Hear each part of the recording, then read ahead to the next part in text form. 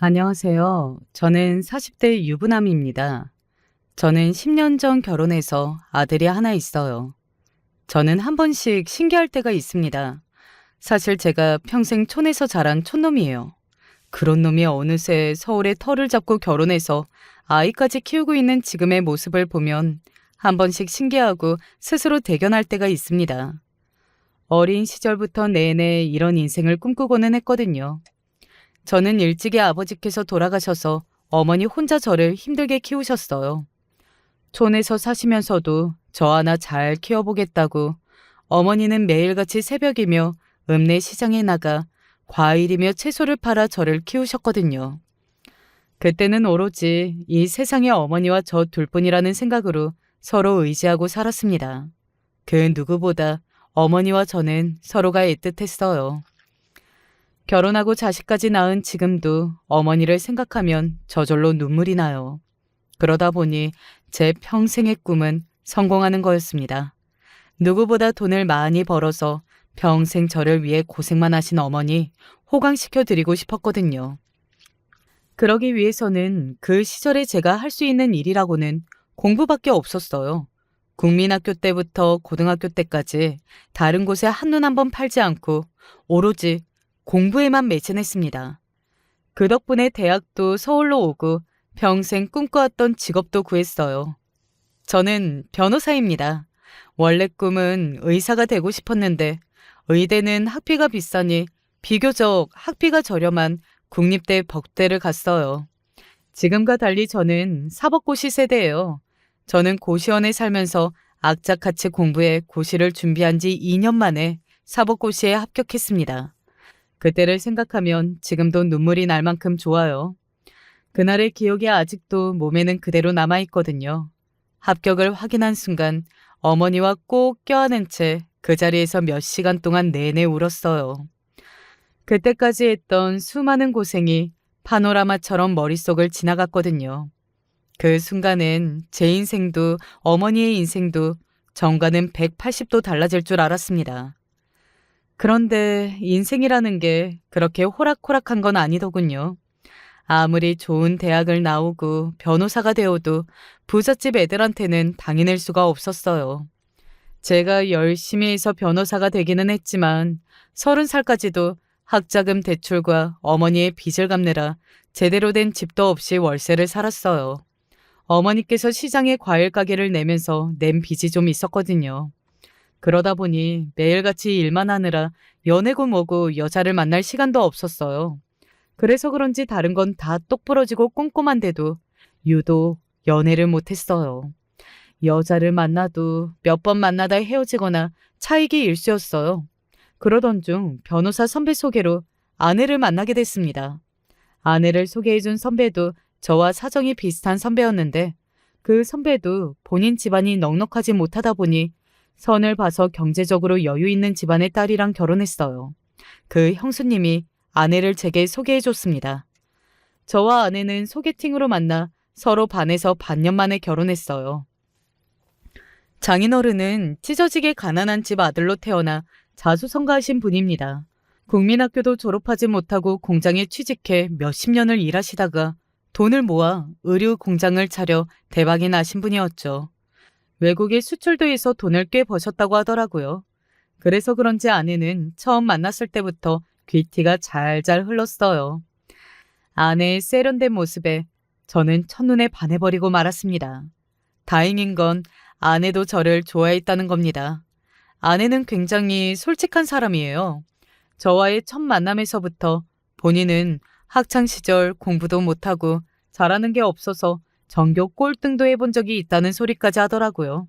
그러면서 명문대를 나오고 직업도 변호사인 제가 너무 멋있답니다. 존경스럽대요.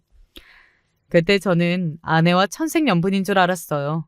평생 공부만 하느라 세상 물정이라고는 잘 모르던 저 같은 촌놈이 아내처럼 화려하고 활기찬 여자를 만났으니 마냥 잘된 일인 줄 알았습니다. 저와 아내는 만난 지 반년도 되지 않아 결혼식을 후딱 해치웠습니다. 저도 저였지만 장인어른께서 어차피 결혼할 거 하루라도 빨리 하라고 하셨거든요. 저도 나이가 있으니 당시에는 망설일 거 뭐 있나 싶어 어른들이 시키시는 대로 곧장 날짜를 잡았습니다. 그런데 잘못 생각해도 한참 잘못 생각한 거였어요. 어머니의 말씀을 들었어야 했습니다. 아이고, 만난 지 얼마나 됐다고 벌써 날짜를 잡겠다고 그래? 아무리 좋아도 생판 모르는 남녀가 만난 건데 적어도 사계절은 만나봐야지. 저희 어머니께서는 평소 연애도 한번 제대로 못 해보고 공부만 한 제가 못 믿어오셨는지 1년 정도는 연애를 해봐야 한다고 하셨어요. 하지만 당시에 철없던 저는 한시도 미루고 싶지 않아 결혼하겠다고 우겼습니다. 내가 직업만 좋지 사실 볼 게 뭐가 있어요. 당장 결혼하겠다고 해도 제대로 된 방도 한 칸 못 구하는데. 장인어른께서는 지금 당장 내가 일하는 사무실 근처에다가 아파트도 떡하니 사주신다고 하잖아요. 제가 거절할 이유가 없죠. 아이고, 아무리 아파트가 좋아도 그렇지. 사내놈이 처가에서 집 사준다고 홀랑 넘어가? 어머니도 참 농담이지. 제가 설마 정말 아파트 때문에 결혼한다고 하겠어요. 결혼하고 싶을 정도로 여자친구가 좋으니까 한다는 거죠. 저 결혼하면 잘 살 거니까 걱정하지 마시고 믿어주세요. 어머니께는 아파트 때문에 결혼하는 건 당연히 아니라고 했지만 사실 그 이유가 아주 없었던 건 아니었어요. 당시에 톡톡 튀고 밝은 성격의 아내도 너무 좋았지만 경제적으로 힘들게 자란 저와 달리 여유롭고 부유하게 자란 아내의 환경도 저에게는 매력적으로 느껴졌습니다. 저야 어린 시절부터 항상 제 앞가림은 제가 해야 했었고 어머니까지 책임져야 했으니 항상 부담감이 저를 따라다녔거든요. 그러다 보니 제가 하고 싶은 거나 갖고 싶은 거는 항상 사치라고 생각하고 앞만 보며 달렸어요. 변호사가 됐을 때는 이제야 내가 원하는 인생을 살 수 있겠구나 했는데 정작 변호사가 돼도 남의 밑에서 일하면서 버는 족족 빚 갚는 데 나가고 있으니 매일 허무하더라고요.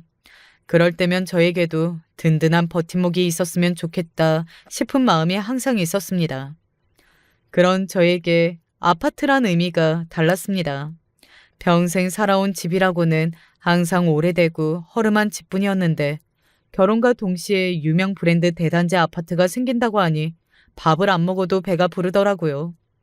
제가 생각하기에도 속물 같긴 하지만 사실 솔직한 심정으로는 이제야 내 인생이 좀 풀리는 것 같다라는 느낌이 들기도 했습니다. 그런데 제가 잘못 생각해도 너무 잘못 생각했나 봐요. 어쩌면 결혼이란 인생에서 가장 중요한 선택인지도 모르는데 제가 너무 쉽게만 생각한 것 같더군요. 아내와의 결혼 생활은 제가 예상한 것과는 달리 흘러갔습니다. 사실 제가 변호사다 보니 일반적인 직장을 다니는 사람보다 일이 많기는 해요. 평일뿐만 아니라 주말에도 일이 많으면 사무실에 나가야 하기에 집안일에 소홀할 수밖에 없어요. 그러다 보니 아내와 결혼하기 전 잠깐이나마 선을 보거나 소개팅했던 여자들은 바쁜 저를 이해해주지 못했어요. 저처럼 바쁜 사람이랑 결혼하면 너무 외로울 것 같다고 했죠. 비슷한 일이 반복되다 보니 당시에 저는 여자를 만나는데 의기소침해져 있었어요. 마침 그때 아내를 만나게 된 겁니다. 아내는 오히려 바쁜 제가 좋다고 했어요. 본인이 친구도 많고 취미도 많아서 남자친구가 바빠도 전혀 외롭지 않다고 했죠. 저는 아내의 그런 점이 좋았습니다. 자기 주도적이고 항상 활기차니까요. 그런데 그건 제가 아내에 대해 잘 몰랐던 거더라고요. 아내는 자기 주도적이고 활기찬 게 아니라 그냥 항상 자기 멋대로인데다가 알코올 중독이었어요. 알고 보니 매일같이 술을 마셔서 항상 기분이 좋았던 거더라고요. 연애할 때도 물론 아내가 친구랑 술을 좋아하는 줄은 알았는데 이 정도인 줄은 몰랐습니다. 결혼하고 같이 살다 보니 거의 매일 먹더라고요. 그것도 집에서 마시는 것도 아니고 항상 나가서 친구들과 먹었어요. 심지어 밖에서 술을 먹으면서도 전화도 받지 않았습니다. 늦게까지 일하고 들어온 제가 아내를 기다리다가 깜빡 잠이 들면 아내는 새벽이나 되어서야 집에 들어오는 것 같더라고요. 한 번은 아내의 행동이 도저히 이해가 안 돼서 잔소리한 적이 있습니다. 아무리 친구가 좋고 술이 좋아도 그렇지 결혼한 여자가 매일 술에 취해서 새벽에 들어온다는 게 말이 돼? 저도 아내에게 싫은 소리 하고 싶지 않았지만 저로서는 참다 참다 한마디 한 것뿐이에요. 그런데 제 말이 끝나자마자 아내가 정색하더니만 저를 쏘아보더군요. 하, 내가 결혼 전부터 술 좋아하고 친구 좋아한다고 했잖아. 내가 나가서 딴짓하는 것도 아니고 스트레스 좀 풀고 오는 건데 쪼잔하게 왜 그래? 아내는 자신은 잘못한 게 없다면서 오히려 저에게 이해심이 부족하고 쪼잔하다고 몰아갔습니다. 나 하루 종일 일하느라 밥도 제대로 못 먹고 일하는데 매일 집에 들어와서 혼자 밥까지 차려 먹고 청소며 빨래 집안일까지 내가 다 하잖아. 아무리 둘 다 일하느라 바쁘다고 해도 일주일에 한 번은 같이 밥이라도 먹어야 하는 거 아니야? 치사하게 부부끼리 누가 밥하고 청소하고 이런 것까지 따져야겠어. 할 수 있는 사람이 그냥 하면 되는 거잖아. 아, 몰라. 난 일하느라 힘들어서 집안일까지는 신경 못 쓰겠으니까 그냥 아빠한테 집안일하는 사람 구해달라고 할게. 그럼 됐지? 아내는 항상 저런 식이었습니다. 귀찮고 하기 싫은 건 저에게 무조건 넘겨놓고 제가 한마디 하면 장인어른에게 이야기하겠다고 했어요. 그렇게 되면 제가 피곤한 게 장인어른께 안 들어도 될 이야기까지 제가 다 들어야 했습니다. 아내는 귀하디 귀하게 자란 외동딸이에요. 장인어른께서 아내라면 꿈뻑 죽습니다. 장인어른이 공장을 시작하고 처음에는 일이 없어서 고생을 좀 하셨는데 신기하게도 아내가 태어나고 나서부터는 갑자기 일이 물밑들 들어오기 시작해 공장을 성공시켰다고 하시더라고요. 그 덕분에 의류 공장뿐만 아니라 문구류 공장까지 인수하게 돼서 그 이후로 승승장구하셨대요. 그래서인지 장인어른은 아내의 말이라면 뭐든 다 들어주십니다. 그러다 보니 제가 좀 피곤해요. 저와 무슨 일만 있어도 아내가 쪼르르 처가에 가서 이야기하기 때문에 매번 장인어른께 싫은 소리 들어야 하거든요. 우리 애기가 순수하고 착해서 사람을 너무 좋아해서 그래. 술 취해서 실수하는 것도 아닌데 그냥 좀 놀게 놔둬. 요즘 같은 시대에 우리 애기 같은 여자가 어디 있나? 사실 솔직하게 말해서 자네 변호사라는 직업 말고 특별히 볼 것도 없잖아. 근데도 우리 애기가 남편이라고 무시 안 하고 대접하며 사는데 고마운 줄 알아야지. 아무리 그래도 결혼한 여자가 매일 술 마시는 건 아니죠. 아버님, 건강에도 안 좋고요. 아이고, 우리 집안이 원래 다들 건강 체질이야. 나 봐. 일생 매일 반주 마시는데도 건강하잖아. 장인어른은 언제나처럼 자기 딸 편만 들었습니다. 그쯤 되니 저도 안 되겠다 싶더군요. 사실 저도 처음부터 아내에게 불만이 많았던 게 아니에요. 아내도 장인어른 공장에서 함께 일을 해요. 공장 일도 워낙 바쁘다 보니 아내도 집안일에 신경 쓸 시간이 많지 않다는 건 알고 있었습니다. 그러다 보니 아내가 혼자 집안일을 하느라 힘들까봐 늦게 퇴근하고 집에 와서도 제가 직접 식사 준비나 설거지를 미리 다 해놨어요. 장도 제가 봐서 퇴근하고요. 그런데 아내는 배려심이 부족한 게 제가 하기 시작하면 전혀 손을 안 대요. 제가 장 봐서 반찬을 해두고 출근하면 먹기는 잘 먹으면서 본인은 손 하나 까딱을 안 합니다. 결혼하고 아이가 생길 때까지 아내는 청소하거나 빨래를 하는 건 본 적이 없는 것 같아요. 제가 이런 말씀까지는 안 하려고 했는데요. 사실 그 사람 술만 먹는 게 문제가 아니에요. 저랑 결혼하고 지금까지 저 밥 한 번 차려준 적 없어요. 물론 둘 다 바쁘니까 밥이야 제가 차려 먹는다고 해도 쉬는 날 집에 있어도 청소며 빨래 아무것도 안 한다니까요. 정말 일주일 내내 술만 먹고 집에 들어오면 잠만 자요. 이런 게 무슨 부부예요. 김서방 이제 보니 사람이 참 고지식하네. 내 딸이 자네 밥 해주고 빨래 해주려고 결혼했나? 결혼할 때 아무것도 없이 덜렁 빈손으로 온 사람이 참 양심도 없이 말이 많네. 장인어른과는 대화가 되지 않았습니다. 이미 저를 무시하는 마음이 있는 분이라 애초에 저를 깔보고 계셨죠. 그러니까 아버님 말씀은 제가 아내보다 가진 게 많지 않으니 제가 다 알아서 하는 게 당연하다는 얘기세요? 장인어른은 다 커서 시집까지 간 딸을 애기라고 부르면서 당신 딸이 세상에서 제일 착한 천사인 줄 알았어요. 더군다나 항상 웃으면서 이야기를 하기는 하셨지만 말에는 가시가 있었습니다.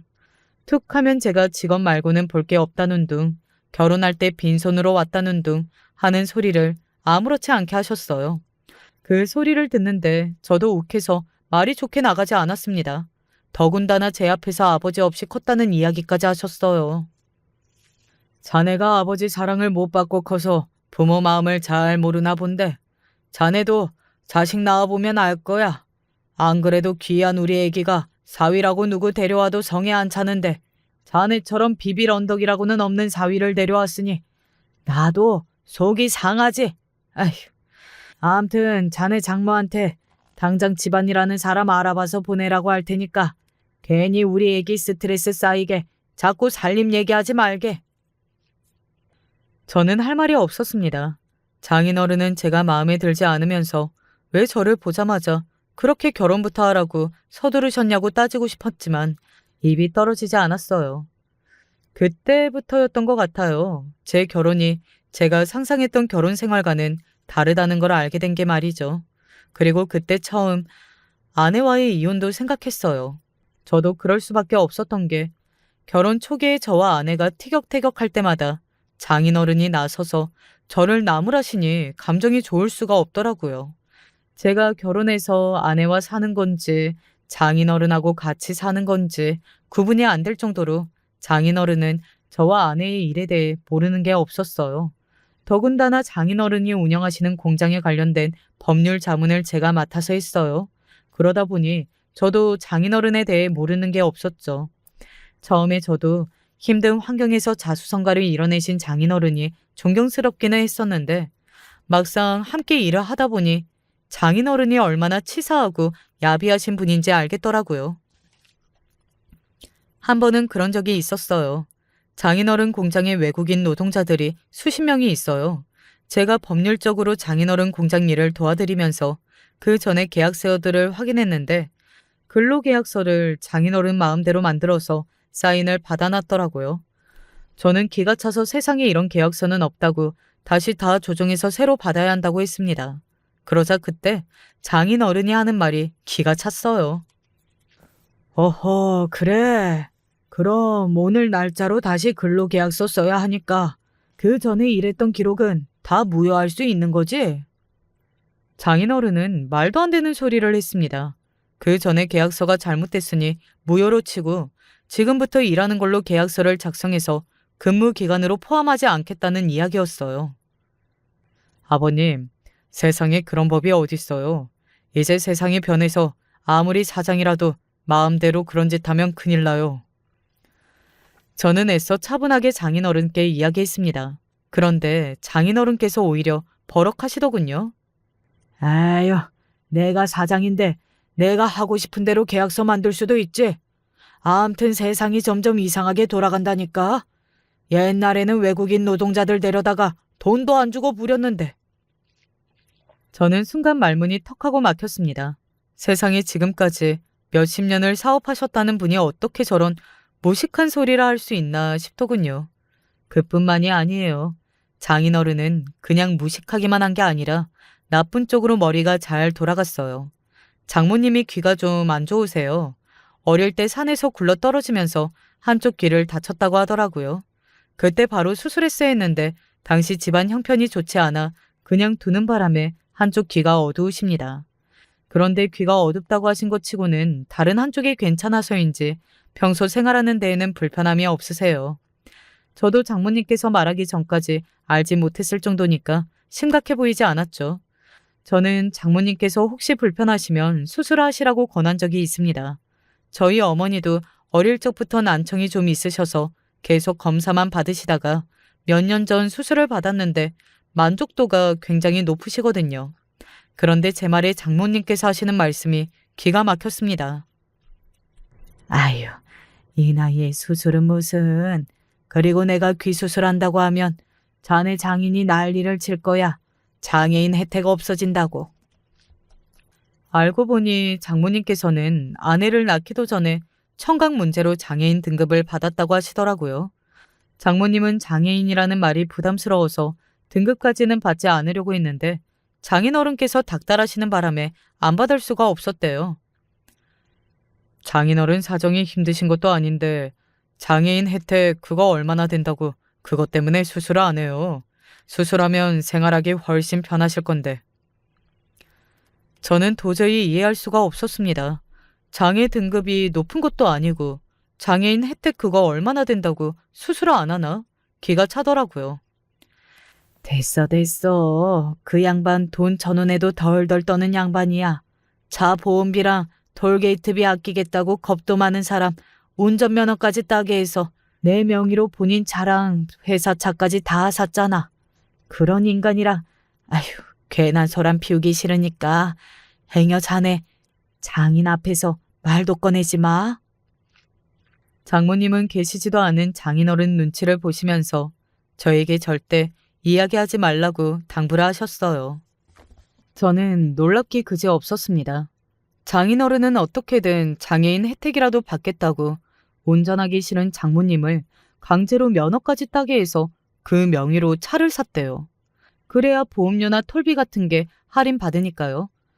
저는 장인어른을 보면 세상에 이런 사람도 있구나 싶다가도 한편으로는 저렇게 살아야 자수성가도 하고 건물도 사는 건가 싶은 마음도 있었습니다. 저나 저희 어머니는 평생 법 없이 살 것처럼 성실하고 착하게 살았는데 제대로 된 집 한 채 사지 못했으니까요. 그렇게 생각하니 어쩌면 제가 지금까지 잘못 산 걸지도 모르겠다라는 생각이 들었습니다. 제 주변의 변호사나 검사 친구들도 아무리 법조계에서 일한다 해도 자신의 이익이나 자식들을 위해선 위장 전입이나 부동산 투기 같은 건 아무렇지도 않게 하니까요. 장인어른 말씀이 틀린 것만은 아닌가 봐요. 저도 자식이 생기면 알게 되신다고 하더니 저도 아들이 생기고 나니 생각이 많아졌습니다. 너무 예쁘고 사랑스러워서 이 아이를 위해서라면 뭐든 할 수 있겠다는 생각이 들더라고요. 아들만큼은 저 같은 사람으로 키우고 싶지 않았어요. 차라리 저보단 아내를 닮는 게 나을지도 모르겠다는 생각이 들 정도였죠.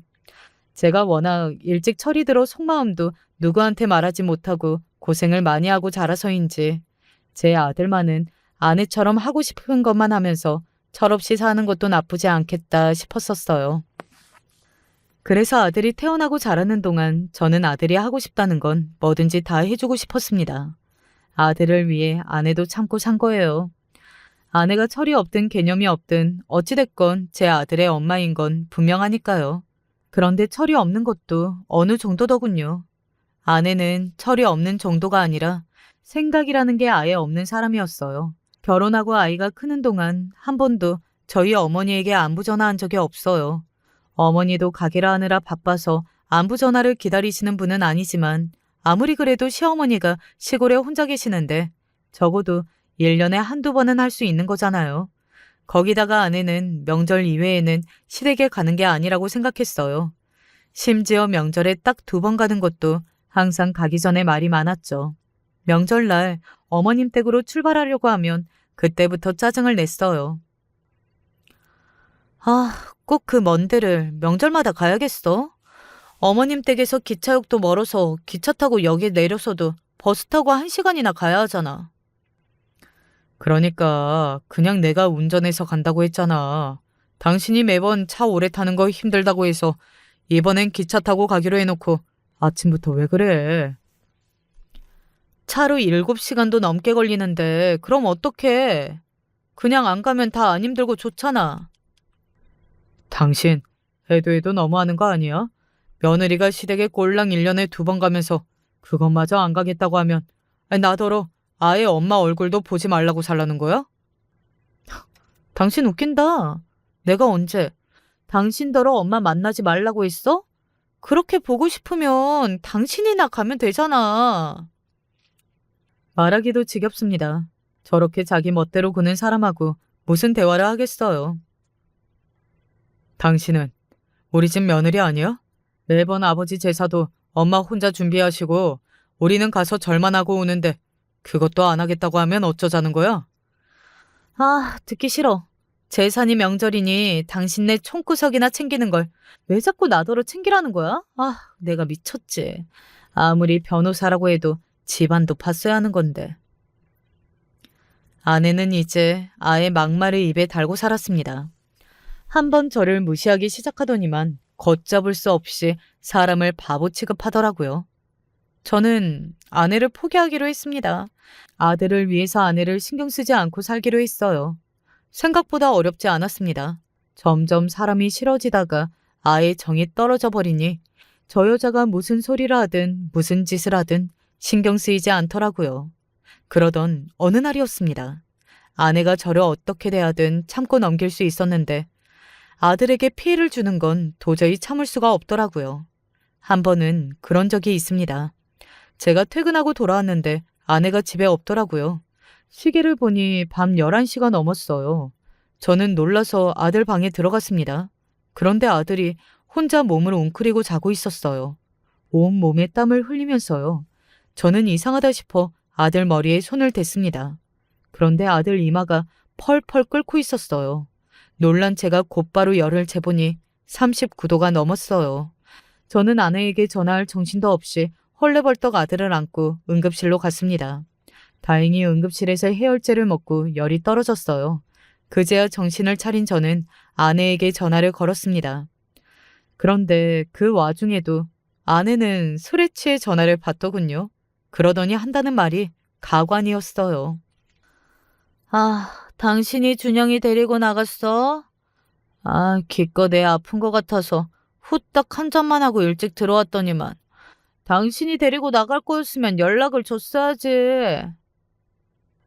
세상에, 애 엄마라는 사람이 어떻게 이럴 수 있을까요? 아내는 애가 아픈 걸 알면서도 나가서 12시까지 술을 먹고 온 거예요. 당신 제정신이야? 지금이 몇 시인데 아픈 애를 집에 두고 나가서 술을 먹어. 제가 정말 100번 양보해서 젊어서야 늦게까지 술도 먹고 친구들과 어울려 놀 수도 있어요. 그런데 이제 애가 학교도 다닐 정도로 크고 저도 일이 많아서 바쁜데 아내는 전혀 변한 게 없었습니다. 아내는 여전히 매일같이 술을 먹어요. 그나마 변한 게 있다면 애가 있으니 밤새도록 나가 놀 수는 없잖아요. 그러니 우리 집으로 사람들을 불러 새벽까지 마셔댔어요. 제가 퇴근하고 들어오면 항상 집에 손님들이 바글거렸습니다. 다 끼리끼리 논다고. 아내의 친구들도 아내와 똑같았어요. 집에 애가 있든 친구 남편이 퇴근해서 집에 들어오든 아랑곳하지 않고 거실에 뭉기고 앉아 새벽까지 술을 먹고 떠들었습니다. 그나마 그날은 애가 몸이 안 좋은 것 같아 감기약을 먹이고 재워놓고 10시에 나가서 먹고 12시에 들어온 거랍니다. 나도 할 거 다 하고 잠깐 나갔다 온 거야. 당신은 알지도 못하면서 왜 그렇게 소리를 질러? 당신이 언제 집에 제 시간에 들어온 적 있어? 나도 퇴근하고 들어와서 내내 애 보려면 힘들다고. 스트레스는 풀어야 할 거 아니야. 저는 할 말이 없었습니다. 아내는 저와 너무도 다른 사람이었어요. 저도 이제 아예 아내를 포기하기로 했습니다. 그렇지 않으면 아내와 헤어져야 했으니까요. 제가 아버지 없이 자라서 아들에게는 같은 상처를 만들어주고 싶지 않았어요. 그래서 참고 또 참아보려고 한 겁니다. 당시에 저는 고민도 많고 마음도 힘들었어요. 아내를 포기하겠다고 마음을 먹기는 했지만 한 집에서 부부로 살면서 자식까지 키우고 있는데 그게 말처럼 쉽지 않았거든요. 그러던 어느 날이었습니다. 아내와 다툰 게 마음에 걸려 어떻게든 일찍 퇴근할 생각이었어요. 그래서 급한 대로 일을 처리하고 퇴근하려던 참이었습니다. 그런데 그때 모르는 번호로 전화가 걸려왔어요. 저는 의아한 얼굴로 전화를 받았습니다. 그런데 전화를 건 상대방이 하는 이야기가 충격적이었습니다. 전화를 건 상대는 다름 아닌 응급실 간호사였어요. 이 복수님 보호자 되시죠? 이 복수님께서 빗길에 넘어지셔서 지금 병원 응급실에 계세요. 바로 응급실로 와주세요. 저는 놀라지 않을 수가 없었습니다. 서울에 올라오신다는 연락도 받지 못했는데 어쩌다가 이 늦은 시간에 서울 한복판에 빗길에 넘어지신 건지 이해가 되지 않았거든요. 더군다나 그날 내린 비는 보통 비가 아니라 폭우나 다름없었어요. 하루 종일 연신 재난 문자가 올 정도로 날씨가 좋지 않았는데 하필이면 이런 날 서울엔 왜 오셨나 싶더라고요. 저는 곧장 어머니가 계신 병원 응급실로 달려갔습니다. 응급실에 도착한 저는 더 충격적인 장면을 보고야 말았어요. 도대체 어디서 넘어지셨는지 다리며 팔은 물론이고 얼굴까지 긁혀서 상처가 심하더라고요. 간호사 말이 어머니께서 땡땡 아파트 정문 근처에 쓰러져 계셨다고 하더군요. 간호사의 말을 듣고 저는 놀라 눈이 휘둥그레졌습니다. 땡땡 아파트면 제가 사는 집이거든요. 그때 제 두 눈에 띈 물건이 있었습니다. 어머니 곁에 커다란 쇼핑백이 2개나 있었어요. 저는 쇼핑백 안에 물건이 굳이 뭔지 확인하지 않아도 뭐가 들었는지 알 수 있었습니다. 분명 어머니께서 저를 주겠다고 싸운 반찬일 거예요. 어머니는 이런 날씨에도 아들 손주를 보려고 이 무거운 반찬 가방을 들고 서울까지 올라온 거였습니다. 그 순간 어머니께서 간신히 눈을 떴어요. 저는 어머니에게 다가가 도대체 어떻게 된 일이냐고 물었습니다. 엄마, 이게 다 어떻게 된 일이에요? 설마 저 보러 오셨다가 아파트 정문에서 넘어지신 거예요? 제가 사는 아파트 정문에 언덕이 있어요. 간호사 말이 어머니께서 언덕 아래쪽에서 발견됐다고 했으니 아무래도 저를 보러 서울에 오셨다가 아파트 정문에 다 와서 넘어지셨나 싶었죠. 그런데 제 말에 어머니의 행동이 어딘지 이상했습니다. 어머니께서 대답도 안 하시고 우물쭈물하셨어요. 저는 아무래도 이상해서 어머니와 시선을 마주하고 눈을 마주쳤습니다. 그러고는 한 번 더 물었어요. 무슨 일이냐고요. 그러자 한참이 지나서야 어머니께서 어렵게 입을 떼셨습니다. 아이고, 이게 다 내 잘못이지 뭐. 눈치라고는 없는 시골 늙은이가 연락도 없이 갑자기 올라왔으니 며느리가 싫어할 만도 하지. 내 딴에는 내 새끼들 김치랑 반찬 바로 먹게 해주고 싶은 마음에 전화할 정신도 없이 급하게 올라왔지 뭐야. 어머니께서 횡설수설하시더니 말을 급하게 하셨어요. 자세히 들어보니 우리 집에 가긴 갔는데 아내가 뭐라고 했나 보더라고요. 엄마, 설마 준영이 엄마가 뭐라고 했어? 그래서 집에 들어가지도 못하고 나온 거야? 저는 이런 말을 하고 싶지 않았지만 아내의 평소 행실을 워낙 잘 알고 있다 보니 그렇게밖에 생각할 수가 없었습니다. 그런데 안타깝게도 제 예상이 맞았어요. 아내가 어머니를 내쫓은 게 맞더라고요. 이야기를 들어보니 어머니께서 서울역에 내렸는데 비가 너무 많이 왔나 봐요. 만들어 온 김치랑 반찬이 적기라도 할까봐 급한 마음에 곧바로 택시부터 탄 거죠.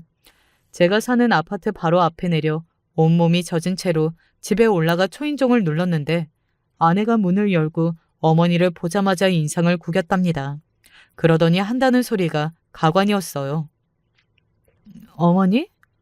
여긴 웬일이세요?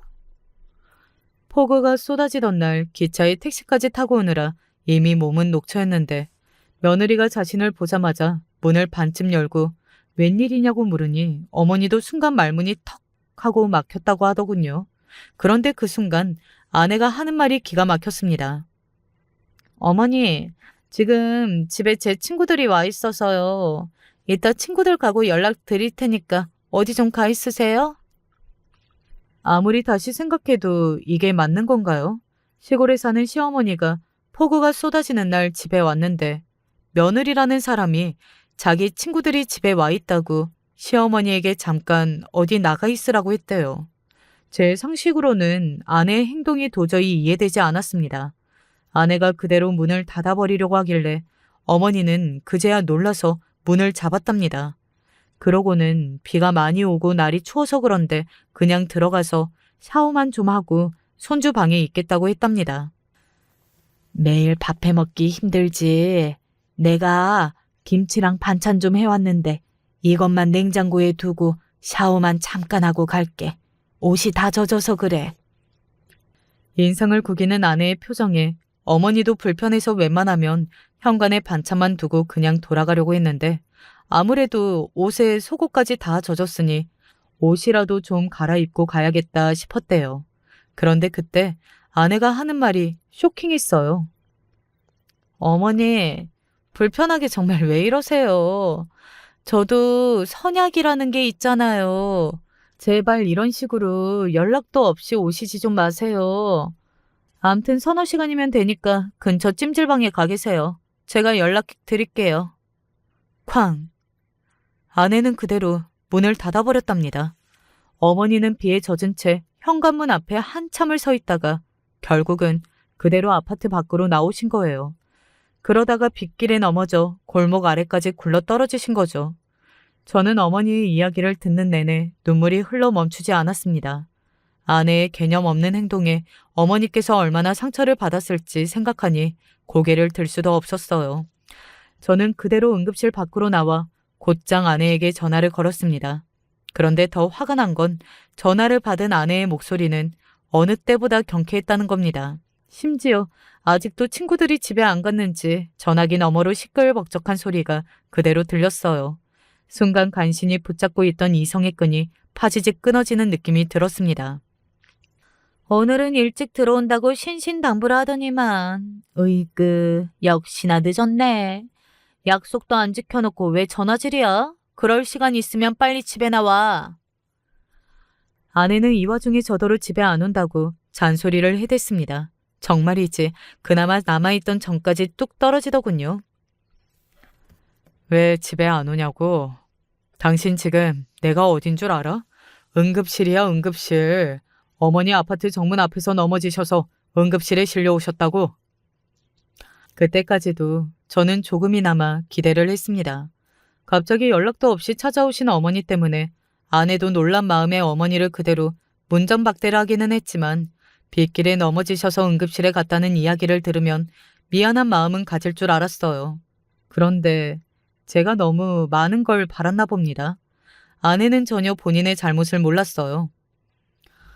그러게 몸도 성치 않은 분이 이 비 오는 날 서울에는 뭐하러 오시냐고. 괜히 사람 귀찮게. 그깟 김치랑 반찬이 뭐라고. 그 순간 알았습니다. 아내는 단순히 개념 없고 철만 없는 게 아니라 저나 어머니를 가족으로 인정하지 않고 있었습니다. 그러지 않고서야 저딴 소리를 할 수 없었어요. 당신 지금 말 다 했어? 설령 연락 없이 오셨다고 해도 그렇지. 남도 아니고 그 먼 곳에서 온 시어머니를 어떻게 잠깐 들어오라고도 안 하고 그대로 내보낼 수가 있어? 대학 동기들 잔뜩 와 있는데 애들 불편하게 어머니를 어떻게 들어오라고 해? 우리도 한 달 만에 보는 거였다고. 그리고 당신 말하는 거 웃긴다. 누가 보면 내가 시어머니를 쫓아내기라도 한 줄 알겠어? 나는 어머니한테 분명 찜질방에 가 계시라고 했거든. 아내는 본인은 곧 죽어도 잘못한 게 없답니다. 어머니 때문에 친구들이 불편할까봐 잠깐 나가 있으라고 한 것뿐이래요. 저는 순간 이성을 잃고야 말았습니다. 저는 처음으로 아내에게 소리라는 걸 질렀어요. 당신 원래부터 생각이 없는 사람인 줄은 알았는데 이 정도인 줄은 몰랐다. 나는 무시해도 우리 어머니 무시하는 건 절대 못 참아. 우리 당장 이혼해. 욱하는 마음에 이혼이라는 말을 꺼낸 건 절대 아닙니다. 진심이었어요. 다른 건 다 몰라도 제가 가장 아끼고 소중하게 생각하는 가족을 건드리는 건 용납할 수 없었습니다. 사람은 하나를 보면 열을 안다고 했어요. 아내가 지금까지 저에게 하는 행동들만 봐도 사람이 경우가 없고 몰상식한 줄은 진작 알았지만 제 어머니이자 아들의 할머니인 시어머니에게까지 이 정도로 못되게 굴 줄은 상상도 못했습니다. 얼씨구? 당신 미쳤어? 당신 주제의 이혼은 무슨 이혼이야. 나 피곤해서 당신 쓸데없는 소리까지 하는 거 들어주고 싶지 않으니까 괜한 소리 떠들지 말고 당장 집에 나와. 오늘 준영이 수학 봐주는 날이잖아. 아내는 말이 통하는 사람이 아니었습니다. 뻔히 어머니께서 우리 아파트 정문 언덕에 굴러 넘어져 응급실에 계시다고 말을 했는데도 어디가 얼마나 다쳤는지 묻지 않고 당장 애 수학이나 봐달라고 들어오라네요. 제가 지난 10년 동안 저런 여자와 자식까지 낳고 살았다고 생각하니 온몸에 소름이 다 돋더군요. 아내의 얼굴을 떠올리는 것만으로도 화가 나서 씩씩거리게 됐어요. 저도 40년 넘게 사는 동안 저에게 이런 모습이 있는 줄은 몰랐습니다. 물론 지난 10년 동안 아내라는 여자와 살면서 아내에게 실망하고 화가 나는 순간이 많기도 했었어요. 하지만 저는 가정을 지키기 위해 잘 참아왔습니다. 아버지 없이 자란 저로서는 부모의 부재가 자식에게 얼마나 큰 상처가 되는지 잘 아니까요. 하지만 그날 일은 엄연히 달랐어요. 저희 어머니가 계신 앞에서 어머니를 무시하고 함부로 했다는 건 도저히 참아줄 수 없었습니다. 저는 이대로 넘어갈 수 없었어요.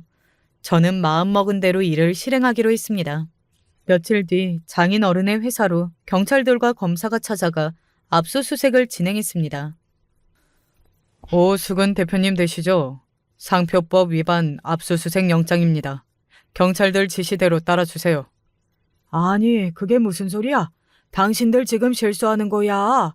내 사위가 변호사야, 변호사. 김서방, 이게 다 어떻게 된 일이야? 압수수색 영장이라니. 자네가 빨리 어떻게 정리 좀 해봐. 장인어른은 다짜고짜 저에게 매달려 이 일을 해결하라고 성화했어요. 하지만 저는 콧방귀도 뀌지 않았습니다. 그때였어요.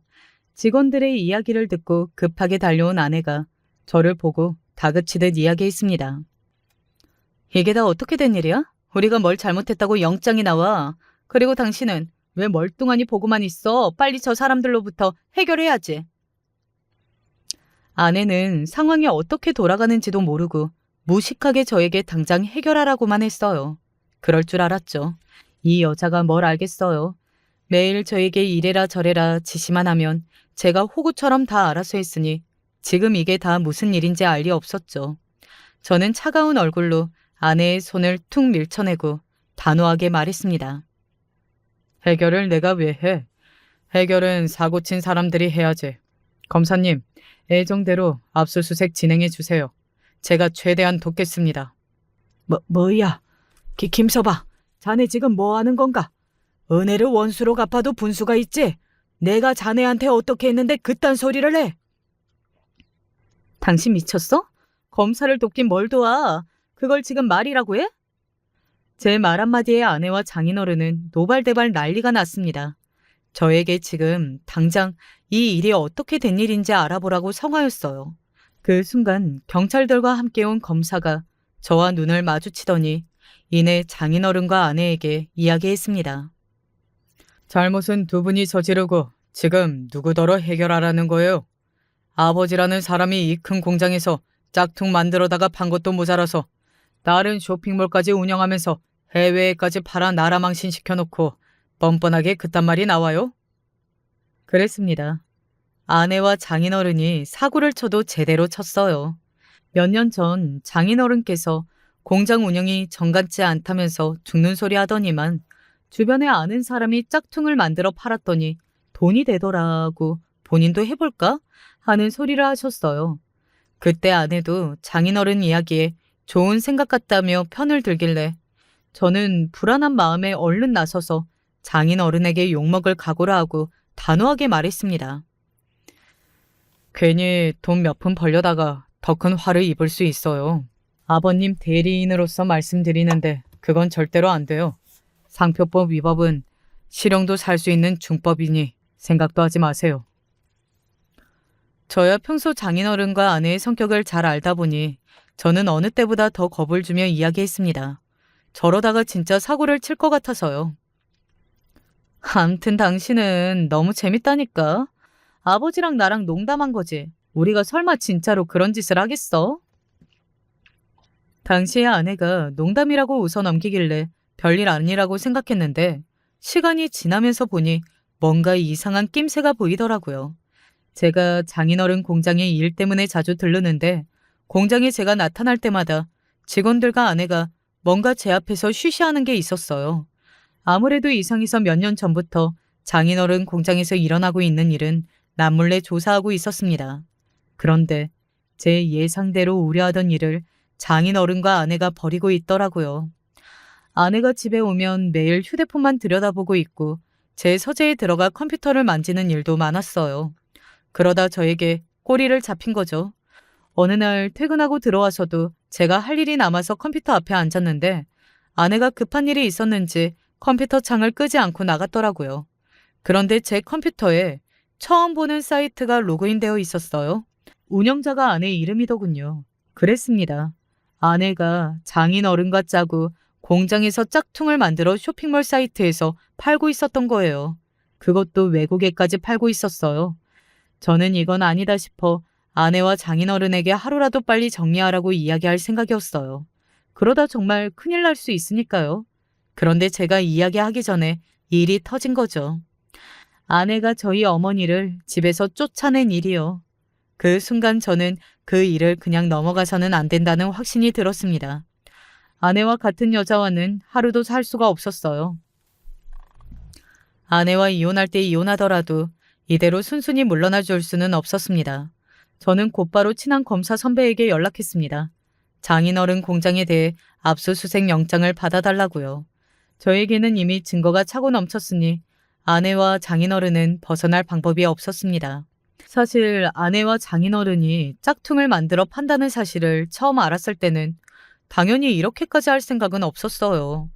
아내가 아무리 못된 여자라도 결혼 생활 내내 아들을 낳고 산 사람인데 나쁜 감정을 드러내고 싶지는 않았거든요. 하지만 지금은 달라요. 저에게 가장 소중한 어머니에게 그런 짓을 한 여자를 용서할 수는 없었어요. 여보, 왜 이래? 우리 벌써 10년 넘게 산 부부야. 나랑 아버지가 아무리 당신 모르게 잘못을 했어도 이러면 안 되지.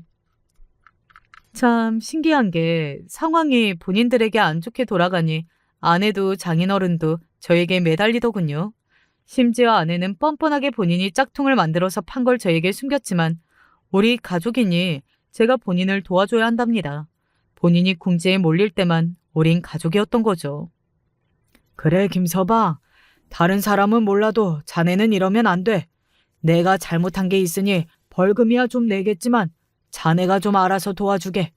자네 아는 검사 친구들도 많잖아. 네, 맞아요, 아버님. 저 아는 검사 많아요. 근데 말이죠. 아버님이랑 이 사람이랑 저지른 일이 보통 사건이 아니어서요.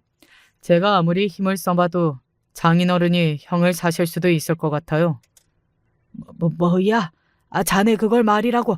형이라니 나더러 지금 실형을 살라는 거야? 아니요, 아버님. 저 말 다 안 했어요.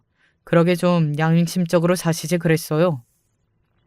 이 여보, 실형이라니. 그게 정말이야? 아니, 아빠나 내가 감옥에 갈 수도 있다는 거야? 아내는 실형이라는 말에 눈이 뒤집혀서 난리를 치더군요. 그 모습을 보니 더 겁을 주고 싶었어요. 그러게 내가 절대 하지 말라고 했잖아. 모식하면 사람 말이라도 잘 들어야지. 지잡대 나온 티를 꼭 그렇게 내야겠어? 아내도 장인어른도 이제 진짜 마지막이다 생각하니 저도 눈에 뵈는 게 없더군요. 하지만 아내는 압수수색 영장에 이미 충격을 받아서인지 제정신이 아니었습니다. 평소 본인이 이름도 없는 대학에 나왔다는 걸 누구보다 쪽팔려 하는 아내가 제가 비아냥거리는데도 못 듣고 손톱만 뜯고 있더라고요. 그 모습이 아주 고소했습니다. 그날 이후 장인어른과 아내는 검찰 조사를 받았습니다. 물론 초범이다 보니 실형은 면했지만 예상한 대로 벌금이 억대로 나왔어요. 그럴만하죠. 언뜻 조사 기록을 봐도 짝퉁을 팔아 벌어들인 매출이 지난 3년 동안 30억이 넘더라고요. 암튼 여러모로 대단한 사람들입니다.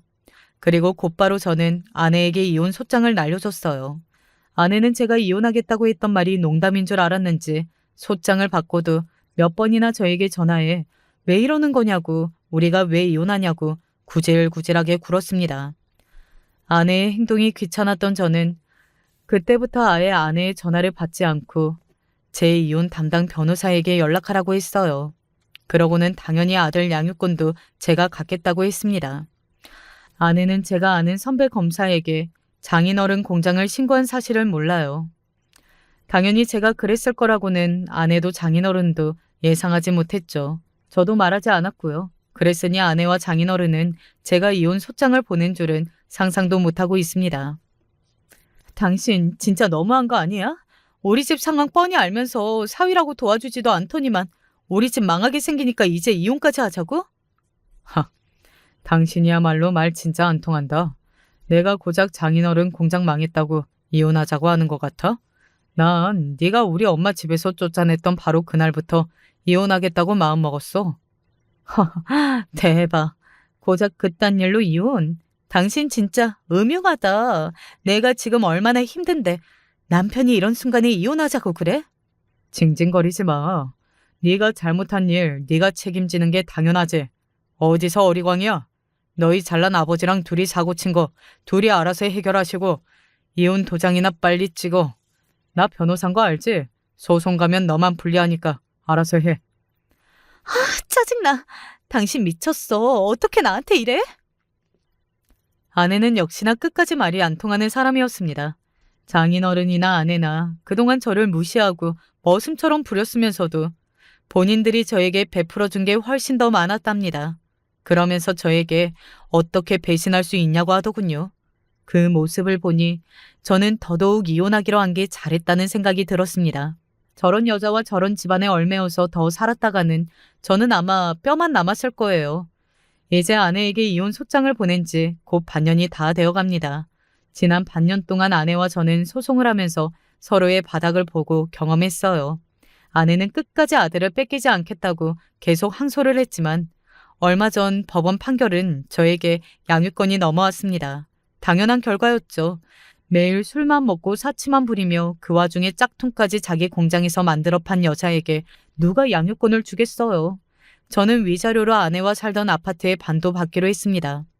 전 같으면 아내에게 재산이 많아 더 받을 수도 있었겠지만 상표권 위반으로 벌금을 내느라 장인어른이 공장이랑 가지고 있던 건물을 정리하는 바람에 아내 재산도 다 날라갔어요. 저는 아내에게 위자료를 더 받지 못한 건 상관없습니다. 아내가 가진 재산을 벌금으로 다 날리고 빈털터리가 돼서 법원 앞에서 소리를 지르는 모습이 너무나도 통쾌하고 속이 다 시원했어요. 지금까지 아내와 장인어른에게 당했던 일들이 파노라마처럼 지나가면서 속이 뻥 뚫리는 것 같았습니다. 최근 이혼 확정이 난 저는 지방에 계시던 어머니를 모시고 서울로 올라와 아들과 셋이 살기 시작했습니다. 어머니는 서울이 아직 낯설다곤 하지만 앞으로 금방 적응하실 수 있을 거예요. 제가 어머니를 위해 최선을 다해 도울 거니까요. 이번 일로 저는 많은 것을 배웠습니다. 물론 결혼과 이혼을 겪는다는 건 쉬운 일은 아니었지만 그래도 현재 제 곁에 제가 가장 사랑하는 두 사람이 있으니 앞으로 저에게 또 무슨 일이 일어난다고 해도 다 견디고 이겨낼 수 있을 거라고 믿어요. 지금까지 저의 인생 이야기 들어주셔서 감사합니다. 여러분의 가정에는 즐거운 일만 가득하시길 바랄게요. 안녕하세요. 저는 중랑구에 사는 김유진이랍니다. 얼마 전 큰일을 겪고 새 출발을 하고 있는 여자인데요. 이 사연 채널을 듣다 보니 저와 비슷한 경험을 하신 분들이 있으셔서 저도 제 얘기를 풀어나 볼까 하고 사연을 신청하게 되었습니다. 부디 끝까지 들어주시리라 믿고 써볼게요. 저와 남자친구는 지인의 소개로 만났고 2년 정도 연애를 거친 끝에 결혼을 하게 되었어요. 둘 다 적당한 나이이기도 했고 결혼은 아주 자연스러운 흐름이라고 생각을 했고요. 근데 한 가지 걸리는 것이 있었습니다. 바로 결혼할 남자친구 형의 부인. 그러니까 형님이랑 어느 정도 친분이 있었는데 형님에게서 연애할 때부터 남자친구의 집안에 대한 이야기를 조금씩 들어왔기 때문입니다. 당시는 저도 결혼 전이라 형님이 말씀하신 부분들이 왜 불만인지 정확히 잘 몰랐고 이해도 가지 않았어요. 남자친구와 연애를 하던 당시에는 딱히 문제가 없었고 그때는 시부모님을 자주 만날 일이 없으니까요. 하지만 상견례 때 시어머님에게 받은 느낌이 조금 쎄해서 저도 그제야 형님을 만나 개인적으로 만나보게 되었어요. 정확히는 시어머님이 저한테 하신 요구가 잘 이해되지 않아서 상담을 청하게 된 거였어요. 결혼식 첫날 어머님이 시댁 식구분들이 자고 가실 거라고 저보고 집에 와서 시중을 들라고 하시더라고요. 꼭 그렇게 해야 되나요? 그날 저녁 신혼여행 계획 중이라서 아무래도 힘들 것 같은데 시어머님께 어떻게 말씀을 드려야 할까요? 그 말을 듣자마자 형님은 얼굴을 찡그리더니 손살이 치시더라고요. 아휴, 또 그러셨단 말이야? 어쩜 며느리 드릴 때마다 그러시는 거야. 나 결혼할 때도 굳이 어른들 다 불러서 대접하게 하셨어. 결혼식 당일날 신부가 신경 쓸 게 얼마나 많은데 어쩜 변한 게 하나도 없으시냐. 아, 형님한테도 그러셨어요? 저 사실 어머님께서 워낙에 강경한 말투로 말씀하셔서 지금 걱정이 많은 상태예요. 아휴, 이를 어쩌면 좋아. 우리 어머님 성격에 또 그냥 물러서지 않으실 텐데. 아무리 생각할수록 이해가 가지 않았어요. 생애 첫 결혼식이잖아요. 당연히 전날부터 많이 긴장해 있을 테고 그것만 준비하기도 벅찬데 말이에요. 남편의 반응도 실망스러웠어요. 그 상황에 대해서 곤란했지만 그래도 엄마를 이해해 주길 바라더군요. 하지만 왠지 형님 이야기를 듣고 나니 신경이 쓰였고 주변에 아무리 상담을 해봐도 그런 걸 시키는 집이 어디 있냐고 해서 저는 결국 강하게 의견을 내보이게 되었습니다. 나 아무리 생각해도 그렇게 못하겠어. 나한테는 처음 있는 결혼식이고 신혼여행이야. 그날 안 그래도 손님들 오전에 계속 맞아야 하는데 오후에도 어머님 손님 맞느라 우리는 신혼여행도 못 가는 거야? 쉬지도 못하고? 미안하지만 난 못해. 당신이 어머님께 말씀드려줘. 당황한 남편은 쩔쩔매면서 어쩔 줄 몰라 했어요. 아, 유진아, 그러지 말고 내 이야기 좀 들어봐. 아마 엄마는 이미 집에 들일 손님들에게 다 전화 돌리셨을 거야. 이제 와서 취소하기는 어려울 것 같아. 그러니 이번만 좀 그렇게 넘어가자. 하지만 이번뿐이 아니라 형님 때도 그렇게 했다는 말을 들어보니 도저히 참을 수가 없더군요. 아니야, 나는 그렇게는 하기 힘들겠어. 안 돼. 저는 물러서지 않았고 결혼식을 한 달도 남겨두지 않은 상황에서 갑자기 통보하셨던 어머니의 계획은 제가 어머니를 직접 찾아가 말함으로써 결국 무산되었어요. 막상 미뤄지고 나니까 속이 시원했지만 한편으로는 그래도 남편의 어머니인데 그 바램을 제가 너무 단칼에 거절한 건가 싶어서 마음이 불편했지만요. 특히 제가 얘기했을 때 시어머니의 반응이 무척 부정적이셨는데요. 아니, 내가 뭐 2주 전 하루 전에 말한 것도 아니고 말이야. 한 달이나 시간을 주고 말한 건데 그걸 들어주기 힘들단 말이야. 아이 명색이 시어머니 될 사람의 부탁인데 아가, 너도 참 배려심이 모자르구나. 아, 그래, 뭐 네가 정 싫다 하니 내가 어쩔 수 있겠니? 알겠다, 그리 알고 있으마. 아휴. 시어머니는 눈에 띄게 실망한 티를 팍팍 내시며 제게 배려심 없다는 말까지 던졌는데요. 그 말에 화가 나면서도 속상해서 그러시는 거겠지 하고 신경 쓰지 않고 넘어가려 애썼습니다. 그리고 굵직한 것들을 다 끝내고 신혼집을 구하게 되었는데요.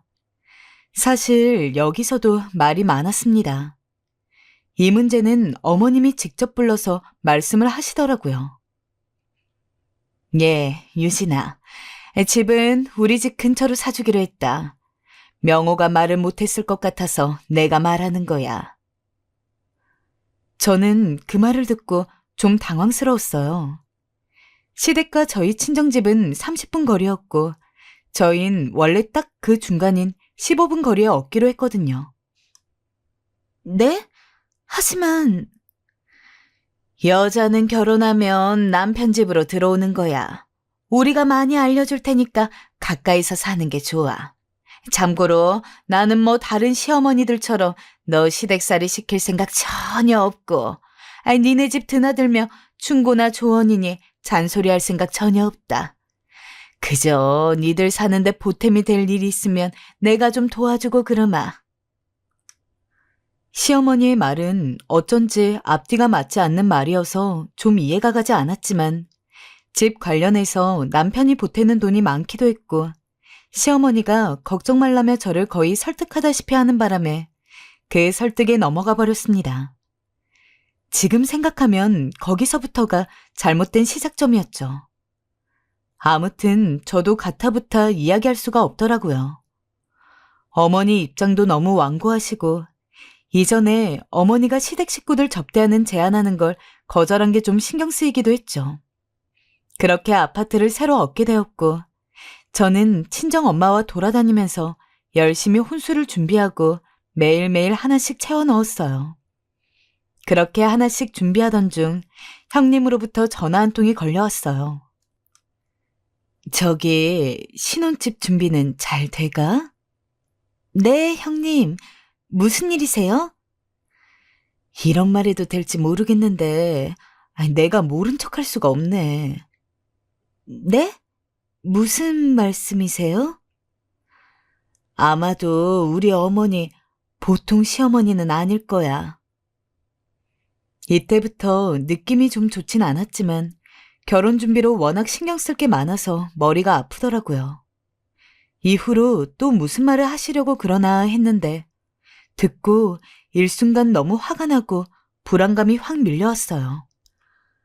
우리 어머니 아마 그 집에 많이 가실 거야. 그것도 말도 없이 불쑥.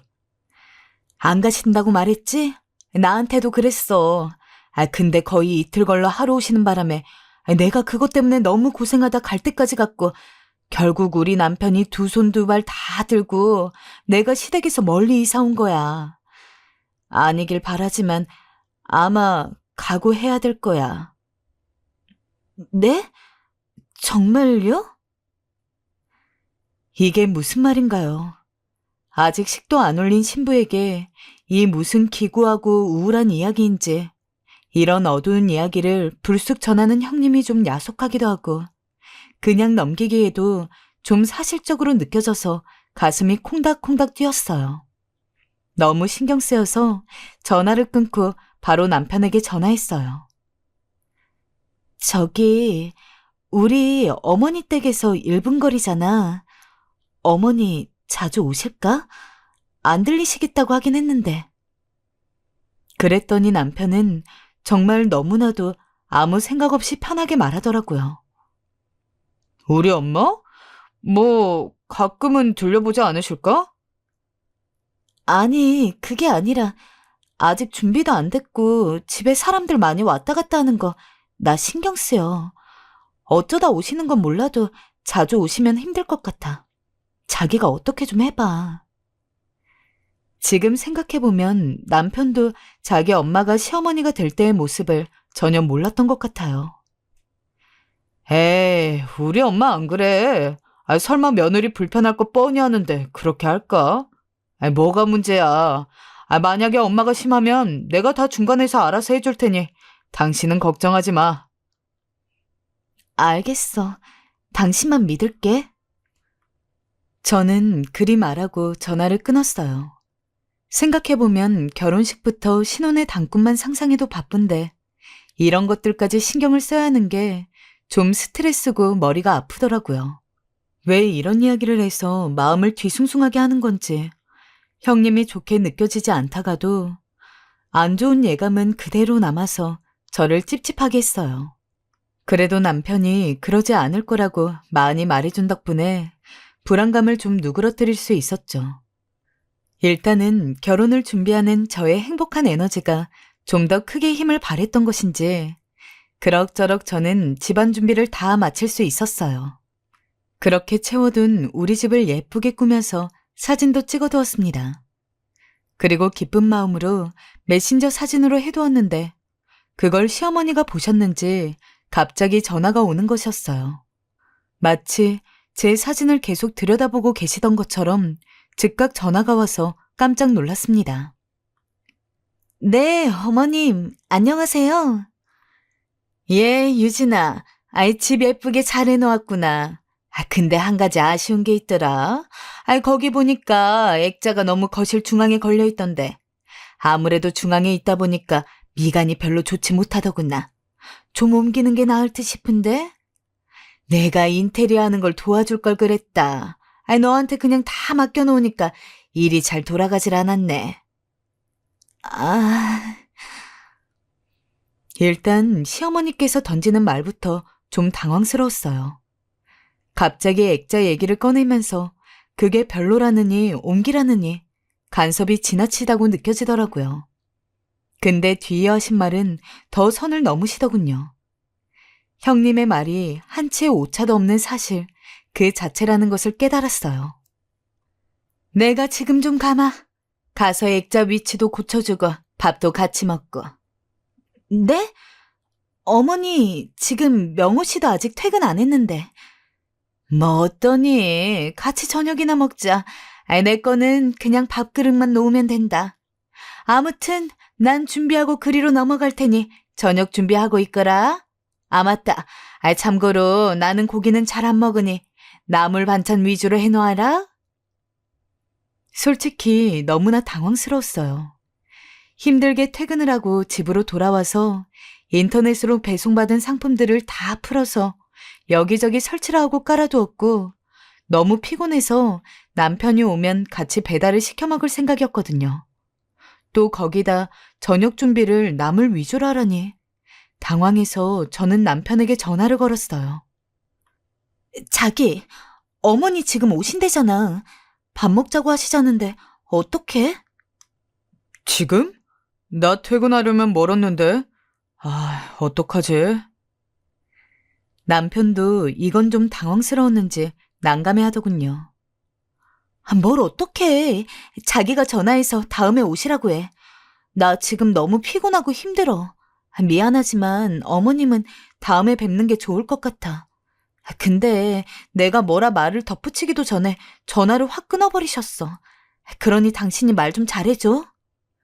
하지만 아무 소용없는 일이었어요. 이렇게 운을 떼고 있는데 저는 수화기를 들은 채로 그만 그 자리에서 얼어붙고 말았습니다.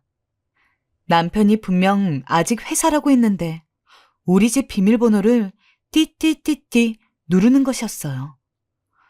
누군가 싶어서 돌아보는 찰나에 현관을 보고 저는 기절할 뻔했어요. 그리고 이윽고 참을 수 없는 피로감이 몰려오더군요. 어머니 오셨어요? 그래, 집 좀 보자. 액자 위치는... 그래, 역시 별로야. 옮기는 게 낫겠다. 어머니는 단 하나의 행동도 망설이는 것 없이 바로 움직이시더군요. 여기저기 거실이며 안방이며 다 누비시고 문마다 활짝 열어가면서 보시는 것이었어요.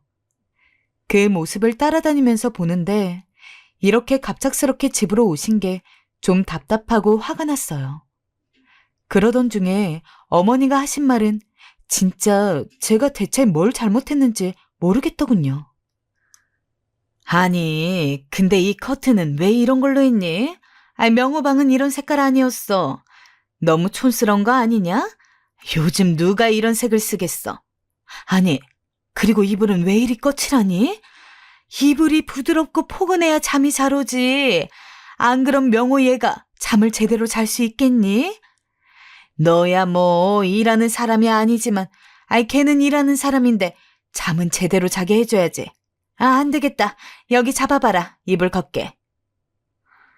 시어머니는 갑자기 비밀번호 누르고 들어오셔선 이런 식으로 계속 저에게 툭툭 화가 나신 듯 말을 던지시는데 그것도 하나도 아니고 인테리어가 하나같이 마음에 안 드시는 양 전부 트집을 잡으시더군요. 저도 왜 그렇게 정했는지 처음에는 요목조목 답을 하다가 점점 화가 나 제 의견을 말해버렸습니다.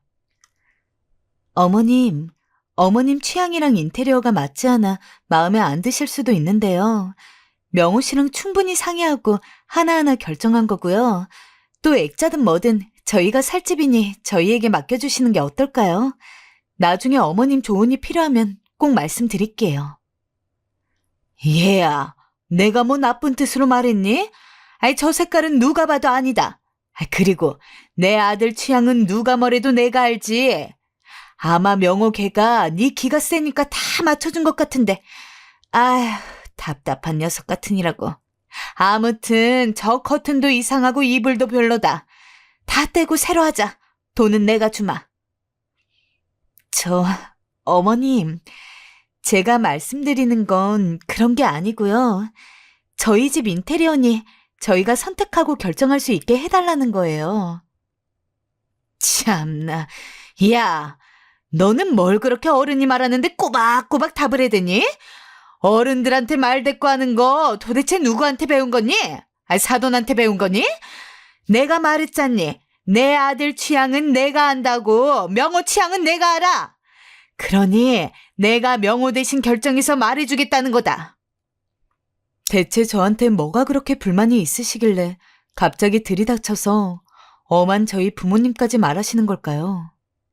게다가 은근히 저를 부르시는 호칭이 이름에서 야, 너가로 바뀌어 있었습니다. 이제는 정말로 화가 치밀어 오르던 찰나였죠. 그런데 시어머니가 한참 자기 의견을 말하시더니 갑자기 바닥에 주저앉으시며 결정타를 날리시더군요. 아휴, 여기까지 걸어오는데 너무 다리가 아파. 내가 무릎이 안 좋아. 얼른 먹을 것 좀 차려내와라. 내가 아까 말한 나물 반찬 위주로 준비했지? 어서 좀 내어봐라.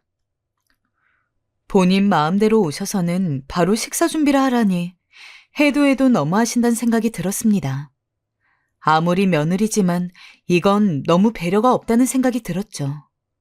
혹은 며느리인 저를 만만하게 보시던가요. 이런 대접만큼은 정말 받고 싶지 않았기에 저는 이어서 말했어요.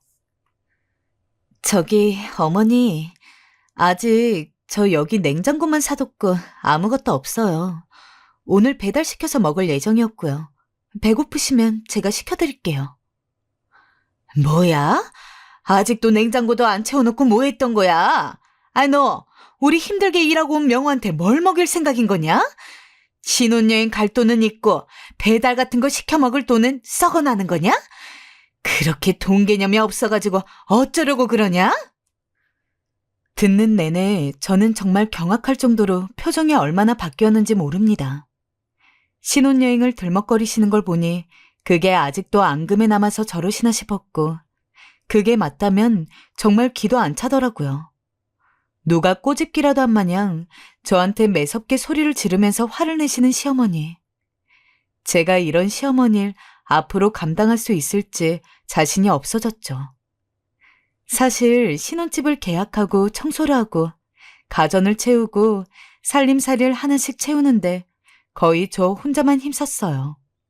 남편은 신혼여행 일정을 비워두느라 회사에서 밀려드는 일을 한답시고 잘 들리지도 못했고 저와 친정엄마가 오가면서 열심히 채워놓았는데 그런데 이렇게 불쑥 나타나셔서 다짜고짜 야단을 치시는 게 어디 있나요? 그러던 차에 똑같이 비밀번호를 누르는 소리가 들리며 현관문이 열렸어요. 이번에는 틀림없는 남편이었습니다. 엄마, 언제 오셨어요? 아이고, 우리 아들 왔어? 일하느라 피곤했지? 어쩜 그렇게 변화무쌍하게 표정이 싹 변하시는 건지. 아들 앞에서는 늘 저런 태도인데 대체 나한테는 왜 그러시는 건가 싶어서 기가 막혔어요. 엄마, 말이라도 하고 오시지. 이 사람 왜 혼자 있을 때 왔어요? 내가 내 아들 집에 오는데 따로 알릴 필요가 있냐? 갑자기 이렇게 획 싸붙이시더니 시어머니는 저를 흘끔 째려보시더군요. 정말 이 이상 말이 나오지 않았습니다. 남편도 계속 이런 분위기를 용인한다면 나는 어떻게 해야 되는 건지 답을 잘 모르겠더군요. 일단 이날은 남편이 어머니를 잘 달래서 시댁으로 모셔다 드렸고 저는 돌아온 남편에게 있었던 일들을 털어놓았어요. 나한테 어떻게 그런 말씀을 하실 수가 있어? 우리 엄마를 들먹어가면서 야단치시고 나한테 계속 야야거리면서 화내시더라니까? 참, 미안해. 내가 엄마한테 말 잘해볼게. 저는 이제 이 말도 화가 나더라고요.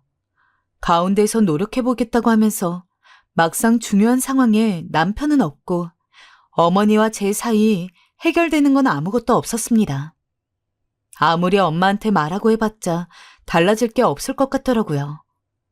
그래도 꾹꾹 누르면서 참았는데 이러고 난 뒤 며칠 지나 어머니는 또 제가 없는 새 다녀가셨어요.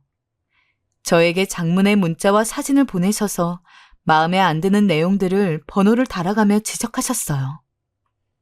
1번, 화장실 환기구 먼지 많음. 면허 기간제 안 좋으니까 네가 청소해라. 2번, 냉장고 음식 인스턴트 천지. 명호 장이 예민하니 네가 잘해다 먹여라. 3번, 옷장 사이즈가 너무 작다. 네 옷은 좀 줄이고 명호 정장 좀 잘 다려서 걸어놔라. 4번, 커튼 꼭 바꿀 것. 명호는 파란색 좋아한다. 줄줄이 읽는 내내 끝말이 정말 가관이었습니다. 제가 일말의 결심을 할 수밖에 없는 한마디였는데요. 다음 주에 다시 검사하러 올 테니 그때까지 다 해놓거라. 시간은 충분히 줬으니 할 수 있지? 이게 무슨 신데렐라와 언니들도 아니고 뭔가요? 하나같이 전부 자기 아들 위주로 저에게 주문하듯 적어놓으신 사항들을 보니까 너무 화가 났어요. 어머니가 저보고 집 단도리를 잘 해두라고 주문한 것도 무려 자기가 정한 날짜 중에 해결하라는 것이었기에 저는 그런 말도 안 되는 부탁을 행할 생각이 없었어요. 그리고 더 이상 이런 접점을 만들고 싶지 않았기에 적어도 어머니가 오고 싶을 때 막 문을 열 수 있는 집은 안 되길 바랐습니다. 나 이대로라면 나와 어머니 사이가 안 좋아질 것 같아. 잘못된 건 하나하나 다시 말씀드릴 거야.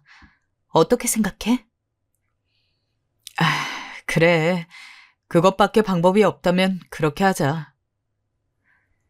남편도 지난 일로 제가 몇 번이나 울며 속상해하는 걸 봐서 그런지 다 포기한 눈치였어요. 저는 남편과 함께 시어머니 집으로 먼저 찾아갔어요. 그리고 이런저런 것들을 말씀드렸습니다. 어머니의 의견을 존중하고 저희 집으로 오고 싶은 마음도 이해하지만 저번에 말씀드렸듯이 저희의 사적인 부분은 존중해달라고요. 그런데 제 말이 어려우셨던 걸까요? 급기야 시어머니는 자기 편이 아닌 며느리 편 든 아들에게도 화가 나셨는지 버럭 쏘아붙이셨죠. 네가 어쩜 그럴 수 있냐란 말부터 시작해서 니네 집 살림 내가 도와주겠다는데 그게 그리 마음에 안 드냐. 그래 그렇담 다신 니들 집에 찾아가지 않겠다. 온통 도끼가 오른 말투이셨고 저희 입장을, 아니 제 입장을 들어볼 생각은 하나도 안 하셨어요. 마지막으론 앞으로 그래. 어디 니들 마음대로 살아봐라. 잘 사나 보자. 라는 말을 던지시면서 그리고 길게 문자로 제 남편에겐 넌 며느리 뒤에 숨어서 아무 말도 못한다고 저는 아들을 조종했다고 어찌나 다그치시던지요.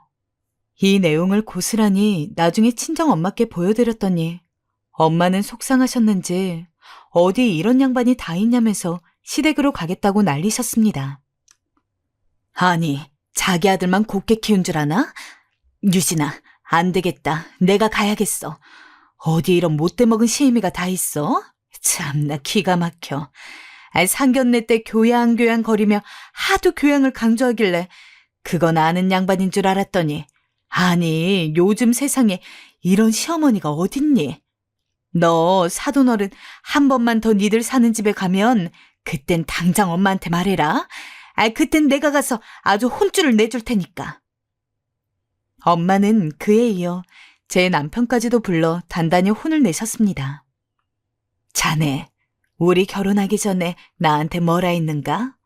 적어도 시댁 문제는 자네가 책임지고 해결하겠다고 하지 않았나? 이게 지금 해결하는 태도인가? 자네 시어머니 막말하는 거 우리 유진이가 일방적으로 다 듣고 혼자 감당하고 있는데 애가 얼마나 힘들고 고생스러웠겠어. 나는 사돈도 그렇지만 자네에게 더 실망이네. 죄송합니다, 장모님. 제가 생각이 짧았습니다. 앞으로 주의하겠습니다.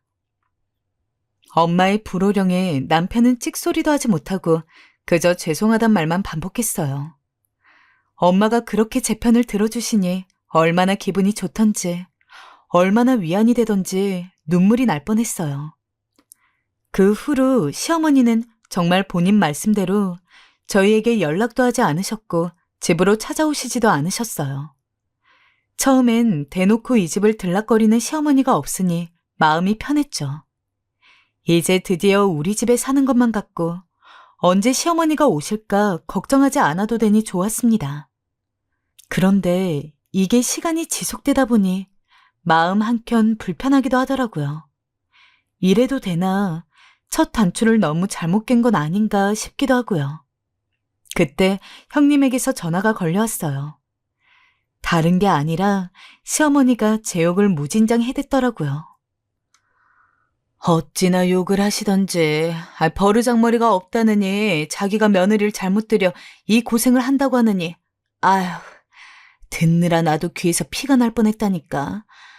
이걸 말해야 하나 고민했는데 아무래도 이번 명절에 오면 대놓고 창피 주고 뭐라 한 말씀 하실 것 같아서 내가 또 경험이 있잖아. 그래서 그 전에 말인데 좋은 게 좋은 거라고 시어머니한테 한번 져드리는 게 어때? 기가 막혔죠. 뒤에선 형님에게 제욕을 했다니 갑자기 불편했던 마음이 확 사라지면서 이 관계를 유지해야겠다는 생각이 들더라고요. 그런데 때마침 시어머니께서 결국 저에게 먼저 연락을 하셨어요. 받자마자 한판 붙을 기세로 아주 날이 바짝 서 있는 목소리였어요. 내가 연락을 안 하면 넌 아예 할 생각을 안 하는 거니? 그리고 연락 못 받았니? 무슨 연락이요? 시경이가 연락하라고 안 하든 시엠이 무서운 줄 모르고 그만 까불라고 내가 분명히 전달하라 했는데. 어머님, 지금 저 협박하시는 건가요? 협박이 아니고 어른을 대하는 예의를 알려주는 거다. 니들 신혼여행 끝나고 오면 다시 집 점검하러 갈 건데 내가 그때 말한 거 다 바뀌었는지 제대로 하고 있는지 볼 거다. 생각이 있으면 알아서 잘해놓거라. 그럼 끊는다. 뒤로 까무러쳐도 100번은 까무러칠 시어머니의 통화. 간다고 통보하고 끊는 시어머니의 전화를 받고 전 할 말을 잃었습니다. 아랫사람 부리듯 절 대하는 이 태도가 너무 징글징글하더군요. 마음 같아선 엄마에게 달려가고 싶었지만 전 그날로 시어머니의 이 못된 버릇을 고쳐주고 싶어 한 가지 결심을 했습니다. 그 결심을 남편에게도 알렸고요. 나 비밀번호 바꿀 거야. 뭐? 남편은 놀랐지만 제 얘기를 듣더니 퍼뜩 놀랐습니다. 그리고 저를 설득하기 시작했어요. 너무 흥분하지 말아라. 조금만 진정해라. 이러면 싸움밖에 더 되지 않느냐. 중간에서 자기도 힘들다. 남편의 한탄은 끝도 없이 이어지더군요. 듣다가 당사자인 제가 나자빠질 정도로요. 엄마도 오셨다가 갑자기 비밀번호 바뀐 거 하시면 기분 상하실 수도 있잖아. 최소한 엄마한테 말하게만 해줘. 응? 부탁이야. 남편의 설득은 신혼여행에서도 계속되었습니다. 행복해야 할 신혼여행에서 저희 사이엔 시어머니 얘기가 끊이질 않았고 저도 남편도 너무 스트레스를 받아 했죠. 그러다 문득 사실 연애할 때만 해도 많이 의지했고 믿었고 그래서 한 결혼인데 신혼여행에서 일해야 한다는 현실이 슬펐어요. 결국 돌아오는 날 밤 제가 남편에게 말했습니다. 그리 하겠다고요. 비밀번호 바꾼 건 말씀드리겠다고요. 남편과의 관계를 위해선 몇 번을 생각해봐도 이게 맞다고 생각했고 더 이상 서로가 불편하지 않을 방법이라고 생각했어요. 그렇게 신혼집으로 돌아왔고 오자마자 제일 먼저 한 일이 비밀번호를 바꾼 것이었습니다. 결혼식을 막 치르고 행복한 여행을 마치고 온 신부가 보금자리에 오자마자 하는 일이 이런 일이라니. 한편으론 참 서글프기도 하더군요. 하지만 저는 마음을 강하게 먹어야 했어요. 이 일뿐 아니라 제가 제대로 결심하게 된 것은 사실 결혼식 전날에 있었던 일 때문이기도 한데요. 다음 날 있을 식을 준비하며 저와 남편은 나름의 피부 관리를 하고 최대한 편안한 마음으로 자려고 일찍 쉬려던 중이었습니다. 그런데 갑자기 어머니가 들이닥치신 거예요. 엄마. 어머니. 너무 놀라서 저와 남편은 동시에 얼굴에서 팩을 떼고 일어났습니다. 그러자 어머니는 여전히 못마땅한 얼굴로 저를 쳐다보시더군요. 그러면서 이후에 하신 말씀은 정말 경악 그 자체였습니다. 오늘 우리 아들 보내는 마지막 날이기도 하고 너무 아쉬워서 여기서 자고 가려고 왔다. 며느라가 좀 불편하긴 하겠지만 이해해줘라. 내가 얼마나 아쉬우면 그러겠니? 처음엔 농담인가 싶었어요. 그만큼 황당했으니까요. 차라리 아들을 데려가시던가 부부 둘이 사는 신혼집에 와서 같이 주무시겠다는 건 뭘까요? 엄마, 내일 우리 시기야. 바로 집 옆인데 왜 그래 엄마도 참. 왜? 내가 내 아들 집에도 못 오냐? 며느라, 너 싫어? 아니요,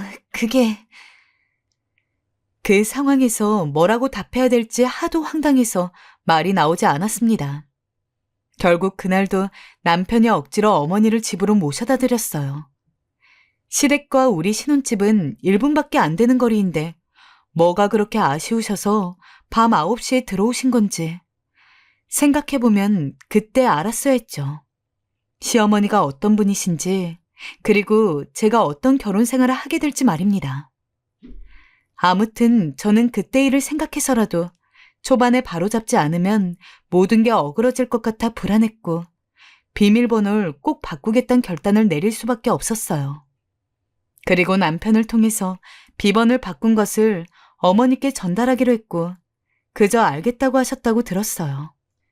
저도 결혼이 처음이고 남편과 하나씩 맞춰갈 것도 천지인데 왜 어머니까지 이렇게 신경을 쓸 게 많은 것인지 머리가 너무 아프고 자꾸 마찰이 생긴다는 게 마음이 아프고 불편하더군요. 그래도 일단 꿈 같은 신혼여행을 마쳤고 양가 안부 전화를 각자 드린 후 다음날 직장에 출근했어요. 남편도 인사드릴 게 많아서 좀 늦는다고 했고 이날 너무 피곤해서 저도 밖에서 식사를 하고 집에 돌아왔어요. 헌데 있어서는 안 되는 일이 일어난 것입니다. 현관문 도어락 비밀번호를 아무리 눌러봐도 계속 오류가 뜨면서 열리지 않는 것이었어요. 분명히 전날 남편과 함께 번호 지정하면서 바꾼 것인데 아무리 눌러봐도 똑같은 상황만 반복되었어요.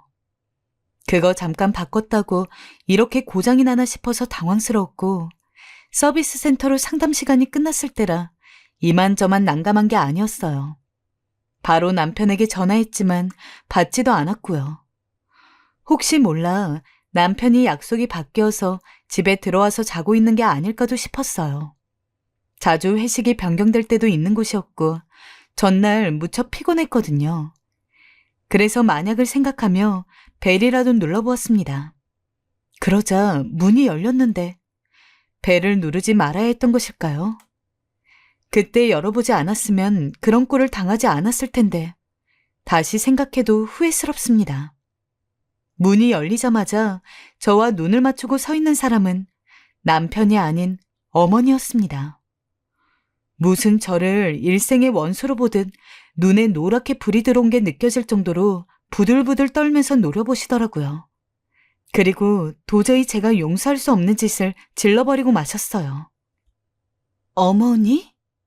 라고 제가 입을 여는 순간 바로 제 뺨에 불이 번지는 게 느껴지더군요. 눈앞에 번쩍하고 도는 게 느껴질 정도로 얼굴이 완전히 옆으로 돌아갈 정도로 어머니는 제 뺨을 세게 때리신 거였어요. 너무 일순간에 벌어진 일이라 저는 휘청하며 옆에 있는 계단 난간을 잡았습니다. 그때 온갖 수치심과 모욕감으로 그 난간을 잠깐 쳐다봤던 것이 아직도 생생해요. 그러고도 어머니는 뭐가 그렇게 자신이 넘치시는지 이윽고 말 같지도 않은 말을 이어가셨어요. 야, 너 나 무시하니? 네 시애미를 무시해? 네가 뭔데 이 집 비밀번호를 바꿔놔? 내가 처음부터 너 마음에 안 들었어. 우리 명호가 하도 좋아하니까 이런 빈티가 줄줄 흐르는 걸 며느리로 받아줬더니 감히 이런 일을 저질러? 어디서 못 배우다 한참 못 배운 계집애가. 이래서 내가 지방대 출신 애들하고는 결혼을 안 시키려 했던 건데 명호 하나 보고 허락해준 결혼을 이런 식으로 망쳐놔? 내가 너 때문에 분이 안 풀려서 어젯밤 잠도 못 잤어. 당시 녹음을 한 것도 아닌데 이 말을 하나하나 다 기억하고 있을 정도로 어머니가 당시에 한 말들은 끔찍하기 그지없었습니다. 저보고 빈티가 줄줄 흐른다니 우리 집이 막내딸 신혼집에 반 이상 대줄 정도로 여유가 있진 않지만 그렇다고 해서 제가 면전에서 이런 말을 들을 이유는 없지 않을까요? 이래봬도 막내딸로 태어나서 부모님 사랑과 언니들 사랑 듬뿍 받으면서 자라왔고 어디를 가던 너는 우리 귀한 딸이라는 말을 아빠에게 들으면서 함께 웨딩마치를 했던 것이 생각났습니다. 정말 온 얼굴에 눈물이 흐르면서 분노로 몸이 부들부들 떨리더군요. 온 동네가 떠나가라 저에게 괴성을 질러대는 어머니에게 저도 입안에서 욕이 튀어나왔습니다. 얼굴까지 얻어맞은 이상 내가 뭘 못하겠냐 싶더군요. 당장 꺼지세요. 꺼지시라고요. 여기서 안 나가시면 폭행죄로 신고할 겁니다. 꺼지세요. 엄마, 여보, 이게 무슨 일이에요? 아니, 폭행은 또 뭐고, 당신 뺨은 왜 이래? 애가 정말 하도 버르장머리 없게 행동하길래 내가 훈계를 좀 해줬다. 명호 너도 이제 엄마만 믿어. 엄마가 다 알아서 해줄 테니까. 못 배운 년한테 살살 길 필요 없다. 도저히 그 말을 들을 수가 없었습니다. 그래서 전 일단 신발을 신은 채로 들어가서 제 짐들을 빠르게 우겨 넣었어요. 시어머니는 여전히 못 배운 년이라는 말을 들먹이면서 등 뒤에서 이죽거리고 있었어요. 그래, 나가려고? 잘 결정했다. 너 같은 애랑 얼른 이혼해야 명호도 인생이 좀 피지. 아주 잘 결정했어. 아, 그리고 말이다. 사돈, 아니, 이제 사돈도 아니지. 그 여자한테도 전해라. 상견례에서 어찌나 음식을 쩝쩝거리고 먹던지 교양 없게 시리. 그런 짓은 어디 가서도 하지 말라고, 응? 내가 주는 충고이니 잘 전해줘라. 이젠 저에 대한 욕이 엄마에 대한 욕으로 넘어갔고 갑자기 그 말을 듣고 있는데 순간 제 눈에 빨래집게 하나가 보이더라고요. 전 제 눈에 보이는 빨래집게를 손에 쥐곤 조용히 현관으로 나갔어요. 그리고 절 따라 나와 뭐라 또다시 한마디 하려는 시어머니 입에 물려버렸습니다. 야! 너 뭐하는 짓이야? 그리고 역시나 등 뒤로 또 소리 지르며 따라다니는 어머니를 뒤로하고 그대로 택시를 잡아 차에 올라탔어요. 돌아오는 택시 안에서 얼굴을 부여잡고 얼마나 울었는지 몰라요. 벌겋게 부어오른 제 눈을 본 엄마와 아빠는 엄청나게 놀라셨고 어머니께 맞았다는 말을 하자마자 엄마는 눈을 꽉 감고 저를 바로 와락 끌어안으시더군요. 그 모습에 얼마나 서러움이 번지고 눈물이 넘치던지 내가 이렇게 엄마한테 귀한 딸인데 자기 자식 때문에 남의 자식을 함부로 다룬 시어머니를 용서할 수 없었습니다. 엄마와 아빠와 언니들은 도저히 참을 수 없다며 경찰에 신고하겠다, 아니면 그 전에 만나서 이야기를 하겠다고 난리가 났습니다. 그 와중에 남편이 전화를 했는데 이제는 남편조차 진저리가 날 지경이었습니다. 흥분한 저를 대신해서 엄마가 전화를 받아서 무슨 일이 있었는지 말씀하셨고 얼마 안 되어 남편은 저희 친정으로 달려왔어요. 미안해, 여보. 장모님, 죄송합니다. 정말로. 여보, 내가 미안해. 근데 지금 이혼하면 당신도 손해야. 그리고 당신도 우리 엄마한테 못할 짓 한 건 맞잖아. 남편도 꼴보기 싫었고 이렇게 되는 상황까지 결국 남편도 책임이 있는 게 아닌가 하는 생각이 들 지경에 남편의 말은 꽤 충격적이었죠. 그러면서도 웃긴 건 제게 계속 집으로 돌아와 달라 빌었어요. 이런 사실들을 모두 시어머니도 전해들었는지 부재중 전화가 10통이 넘게 와 있더군요. 끝까지 무시하고 받지 않았는데 문자 한 통을 보내셨더군요. 며느리야, 용서해주마. 얼른 들어와라. 명호 기다린다. 정말 주옥같이 한마디도 버릴 것이 없는 문자더군요. 갑자기 저를 야라고 부르던 호칭에서 며느리로 변한 것하며 들어오라는 이유가 자기 아들 때문이라뇨. 이제 와서 아들 이혼당할까봐 겁이 난 걸까요? 당시에는 무슨 생각인진 몰라도 저는 혼인신고를 늦게 하자는 주의였는데 이제 생각해보니 안 하길 정말 잘했다는 생각도 들었습니다.